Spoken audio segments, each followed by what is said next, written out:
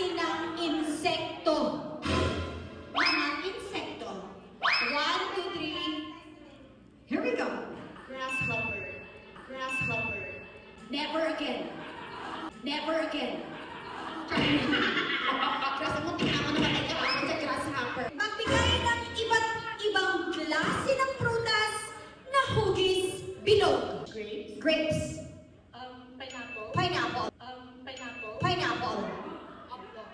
Pwede. Sige na, wala. Alangan pa. Out shoppers. Wrong ka na. Sige, consider kay fiesta din sa tubig. Pinapasyalan ng magjowa. Mga lugar kung saan namamasyal. Tingnan nyo, pero sa gulay ay prutas. Wala kayo kita. Mga pinapasyalan ng magjowa. Hotel. Sa hotel. Window shopping sa Miniso. Window shopping exactly sa Miniso. Hindi ko matapos yan ah. Nararamdaman ko. Oh.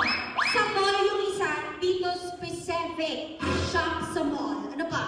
School. Sa school? Nag-aral-aral, naglalandian. Ano ba? Specific sa gym ng school. Sa... Nanonood ka ng mga basketball players na sa gym ng school. Umusig natin saan pa? Sa likod ng rooms. Sa likod. Yeah, sa likod ng classrooms. Pwedeng magkita doon. Sa kantin ng school. Sa kantin ng school. Saan pa? Pwede siya sa gilid dalan. Kahit saan ka na talaga. No?